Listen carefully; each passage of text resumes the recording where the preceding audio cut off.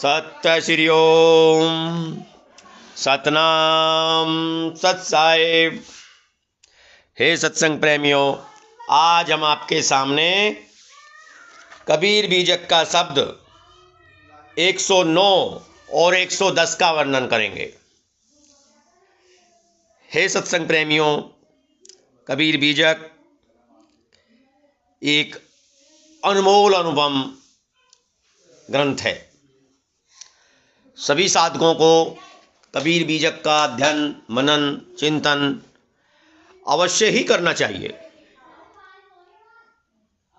कबीर अपने अंतरात्मा, अपने स्वरूप की बात करते हैं, अपने अंतर्राम की बात करते हैं। वे किसी अन्य लोक में रहने वाले या किसी भगवान की बात नहीं करते। कहते हैं कि लोग बोले दुरी गए कबीर, ये मति कोई कोई जानेगा धीर। दशरथ सुत ते हूं लोक ही जाना, राम नाम का मर्म है आना। जे ही जीव जानी पराजस लेखा, रजू का कहे उरग समल पेखा। यद्यपि फल उत्तम गुण जाना, हरि छोड़ी मन मुक्ति उन्माना। हरि आधार जसमीन ही नीरा, और जतन कछु कहे कबीरा। साहिब कहते हैं कि लोग कहते हैं कि कबीर कहीं दूर चले गए हैं, कबीर कहीं दूर चले गए हैं। लेकिन इस बात का कोई कोई लोग, धैर्य धारण करने वाला कोई बुद्धिमान व्यक्ति ही समझ पाएगा कि इसका अर्थ क्या है कि कबीर दूर चले गए हैं। दूर का अर्थ है कि संसार से लौटकर अपने आत्म स्वरूप में लीन हो जाना, अपने अंतर्राम में लीन हो जाना, आत्मा राम में लीन हो जाना। तो कबीर दूर चले गए हैं, यानी कि कबीर का व्यक्तित्व इतना, स्तर इतना ऊंचा हो गया है कि वे अपने में ही लीन हो गए हैं। दशरथ सुत हूं लोक ही जाना, राम नाम का मर्म न आना। सांसारिक व्यक्ति तो अयोध्या के राजा दशरथ के पुत्र श्री राम को जग करता व परब्रह्म मानते हैं, उनकी उपासना करते हैं, उपासना के योग्य समझते हैं, उनकी उपासना करते हैं। परंतु मानव मात्र का उपासक तो आत्मा राम निज चेतन स्वरूप है। सभी मानव मात्र का जो उपासक है वो आत्मा राम है, अपना चेतन स्वरूप है। अपने स्वरूप में स्थित हो जाना ही सच्चे अर्थों में उपासना है। जेहि जीव जानी पराजस लेखा, रजू का कहे उरग समले पेखा। जैसी जिसकी बुद्धि होगी उसी के अनुसार समझेगा। जिस व्यक्ति की जैसी बुद्धि होगी वे बातों को उसी तरह अपनी मति के अनुसार ही समझेगा। जेहि जीव जानी पराजस लेखा, रजू का कहे उरग सम पेखा। कुछ लोग रस्सी को ही सांप समझ लेते हैं, यह सब दृष्टि दोष है। यद्यपि फल उत्तम गुण जाना, हरि छोड़ी मन मुक्ति उन्माना। यद्यपि अयोध्या के श्री राम में उत्तम गुण थे, वे श्रेष्ठ गुणों के व्यक्ति थे, वे हमारे पूर्वज हैं। यदि इस तरह समझ करके हम उनका सम्मान करते हैं, आदर करते हैं, उन्हें महापुरुष समझते हैं तो ठीक है, वो हमारा कर्तव्य है। परंतु अपनी अंतरात्मा रूपी राम को छोड़कर केवल दशरथ पुत्र राम भक्ति और उन्हीं से मुक्ति की आशा रखना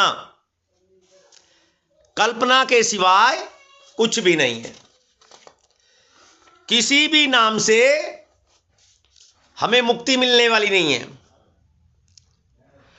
हमें अपने अंतर आत्मा, अंतर राम की उपासना करनी चाहिए, अपने आत्मा राम की उपासना करनी चाहिए। मुक्ति हेतु हमें जल और मछली की तरह रहना चाहिए। जिस तरह मछली बिना जल के 1 मिनट नहीं रह सकती, उसी तरह हम भी अपनी आत्मा को, आत्मा की उपासना के बिना, अपने आत्मा राम की उपासना के बिना 1 मिनट भी नहीं रह सकते।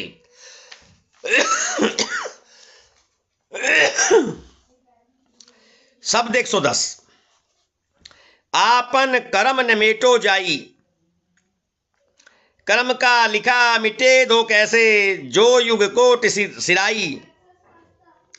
गुरु वशिष्ठ मिली लगन सुधायो, सूर्य मंत्र एक दीना। जो सीता रघुनाथ विवाई, पल एक संच न कीना। 3 लोक के कर्ता कहिए, बाली बधोबरी आई। एक समय ऐसी बनी आई, ऊनम योसर पाई। नारद मुनि को बदन छिपायो, कीनो कपि को सबरूपा। शिशुपाल की भुजा उपारी, आप भय हरि ठूठा। पार्वती को बांझ न कहिए, ईश्वर न कहिए भिखारी। कहे कबीर कर्ता की बातें, कर्म की बात निनारी। ये शब्द बहुत ही उत्तम है, जो अंधविश्वास और पाखंड को समाप्त कर देगा। व्यक्ति पूजा आज के समय में बहुत ही ज्यादा फैली हुई है। फला व्यक्ति हमारा उद्धार कर देगा, फला नाम हमारा उद्धार कर देगा, फला मंत्र हमारा उद्धार कर देगा। उस व्यक्ति की आरती उतारो, उसकी पूजा करो, उसकी उपासना करो, उस व्यक्ति के कारण हमारा मोक्ष हो जाएगा। फला गुरु भगवान के कारण हमें मोक्ष और मुक्ति मिल जाएंगी। इस तरह की धारणाएं बहुत ही बनी हुई हैं। उन्हीं सभी बातों को समझाने के लिए कबीर साहिब ने इस शब्द में बहुत ही अच्छी ढंग से वर्णन किया है। कबीर साहिब ने इसमें कर्म को महान बताया है। आपन कर्म न मेटो जाई। साहिब कहते हैं कि अपना कर्म किसी भी सूरत में बदल नहीं सकते। हमें अपने कर्म का भोग अवश्य ही मिलेगा। हमने जो आज किया है, अच्छा किया है तो अच्छा फल मिलेगा, बुरा किया है तो बुरा फल मिलेगा। ऐसा नहीं हो सकता कि हमने आज अच्छा बुरा कर्म किया है और हम फला फला नाम को जप लें तो हमारे इस कर्म का भोग कट जाएगा। किसी भी नाम से इस कर्म का भोग नहीं कटने वाला है। आप राम जपो, चाहे श्याम जपो, चाहे किसी गुरु भगवान का नाम जपो, या किसी सन्यासी का जपो, किसी फकीर का जपो, आपको आज के कर्म का फल अवश्य ही भोगना पड़ेगा। कोई कारण नहीं है कि आपके कर्म का फल आपको ना मिले, कोई कारण नहीं है। इसी बात पर जोर दे के आप कहते हैं, कर्म का लिखे मिटे दो कैसे, जो युग कोट सिराई। कि कर्म का लिखा हुआ मिट नहीं सकता, चाहे करोड़ों युग बीत जाएं, चाहे करोड़ों युग बीत जाएं, लेकिन कर्म का फल अवश्य ही हमें मिलेगा। कई बार बहुत ही व्यक्ति अपने आचरण से बहुत ही अच्छा रहता है, अच्छे कर्म करता है, सत्य बोलता है, अच्छा व्यवहार रखता है, लेकिन फिर भी उसे दुख उठाने पड़ते हैं। तो इसका मतलब क्या होता है? इसका मतलब यही होता है कि उस प्राणी के, उस व्यक्ति के किसी ना जन्म के बुरे कर्मों का फल उसे भोगना पड़ रहा है। इस जन्म में उसने चाहे कितने भी उत्तम कर्म किए हों, लेकिन पूर्व जन्म का फल का समय जब आया तो उसको दुख उठाना पड़ा। तो कर्म का फल कभी नहीं मिट सकता। कर्म का फल हमें भोगना ही पड़ेगा, आज भोगे या कल, कर्म का फल हमें अवश्य ही भोगना पड़ेगा। गुरु वशिष्ठ मिली लगन सुधायो, सूर्य मंत्र एक दीना, जो सीता रघुनाथ विभाई, पल एक संचन कीना। अब कबीर साहिब जो है पुराणों से उदाहरण दे करके समझाते हैं कि जिस भगवान राम को हम पूजते हैं, उपासना करते हैं और आशा करते हैं कि राम नाम जपने से हमें मोक्ष मुक्ति हो जाएगी, हमारे कर्म जो हैं वे कट जाएंगे, धो जाएंगे, पाप कट जाएंगे, उसी की व्यथा सुन लीजिए। गुरु वशिष्ठ मिली लगन सुधायो, राम की शादी में गुरु वशिष्ठ ने मिलकर के, अन्य भी संत होंगे, अन्य भी ऋषि महर्षि होंगे, जब लगन बनाया जा रहा था, निकाला जा रहा था, तो मिली शब्द उसी का प्रतीक है कि गुरु वशिष्ठ मिली लगन सुधायो। गुरु वशिष्ठ जी ने अन्य ऋषि महर्षियों के साथ मिलकर के लगन सुधाया, लगन शोधा। और क्योंकि राम सूर्यवंशी कहलाए जाते हैं, तो उन्हें सूर्य की एक मंत्र दीक्षा भी प्रदान की। पूरी कोशिश की गई कि किसी भी तरह की विघ्न बाधा ना बने। लेकिन क्या हुआ, जो सीता रघुनाथ के साथ ब्याही गई, भगवान राम के साथ ब्याही गई, उसे पूरे जीवन एक क्षण का भी सुख प्राप्त नहीं हुआ। ऐसा क्यों हुआ? ऐसा इसलिए हुआ कि वो अपने कर्मों के भोग को भोग रही थी, पूर्व जन्म के कर्मों के फल को भोग रहे थे। तीन लोक के कर्ता कहिए, बाली बदोबरी आई। राम को तीन लोक के कर्ता हम कहते हैं, तीन लोकों के बनाने वाला उसको कहते हैं, उनकी पूजा करते हैं।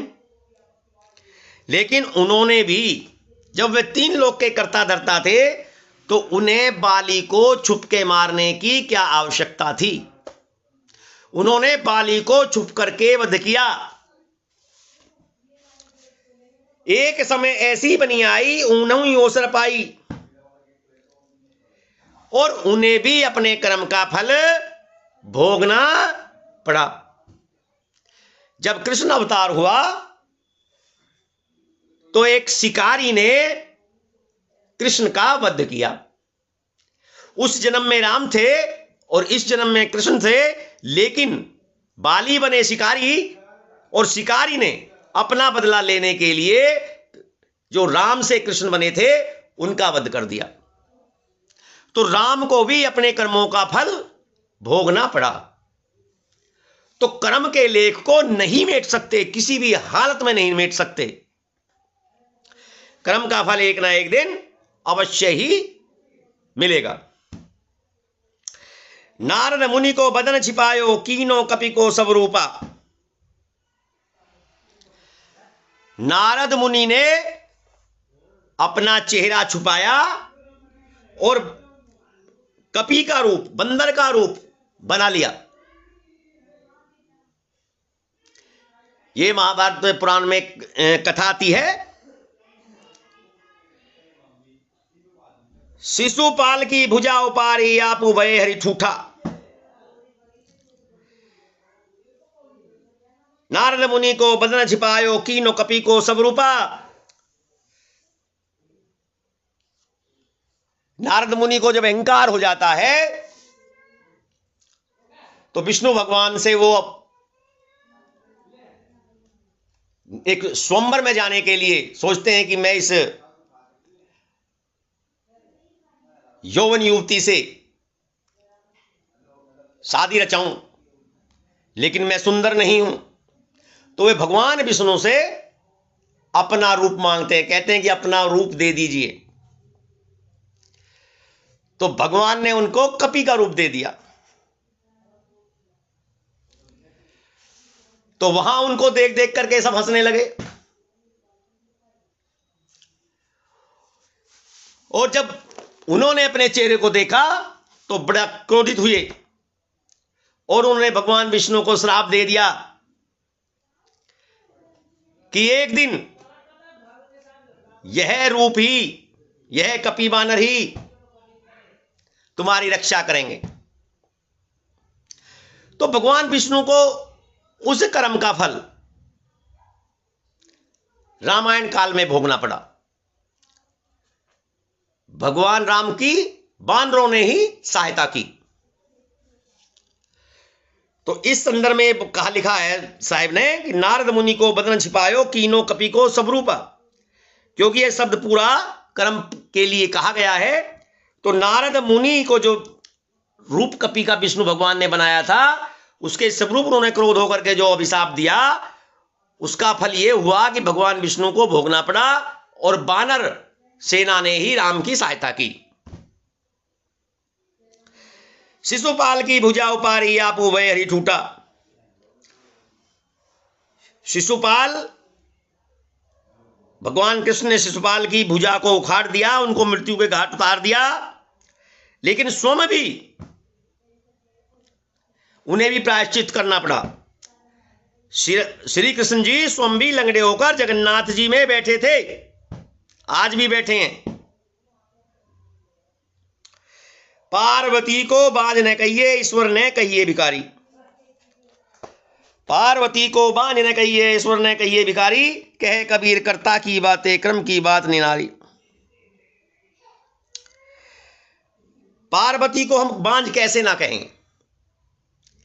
कितनी ही कोशिश करने के बाद में भी पार्वती को संतान उत्पन्न नहीं हुई, क्योंकि कार्तिकेय और गणेश जी उनके गर्भ से उत्पन्न नहीं हुए थे। तो हमें बांझ कहना चाहिए कि नहीं? ईश्वर ने कहिए भिखारी, भगवान शिव को भिखारी क्यों ना कहें?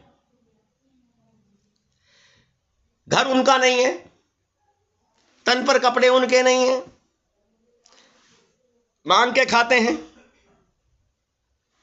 भीख मांगकर भोजन करते हैं, तो भिखारी नहीं है तो और क्या है? हम उन्हें भिखारी ही कहेंगे। कहे कबीर कर्ता की बातें क्रम की बात निराली। कबीर साहिब कहते हैं कि कर्ता जो कर्म करता है उसको भोगना ही पड़ता है। कर्म की गति और कर्म की बात बहुत ही न्यारी हैं। हमें कर्म का फल अवश्य ही भोगना पड़ेगा। चाहे आप तीर्थ में जाएं, चाहे गंगा स्नान करें, चाहे मक्का मदीना जाएं, चाहे नाम जप करें, चाहे गुरु भगवान के चरणों पड़े रहें, कुछ नहीं होगा। कोई मुक्ति नहीं मिलेगी, कोई मोक्ष नहीं मिलेगा। ये सब कल्पना है और भ्रम बुद्धि का खेल है। अपने आत्माराम में रमन होने के कारण ही आपको मोक्ष या मुक्ति प्राप्त हो सकती है। सत्य श्री ओम। सतनाम सत साहिब।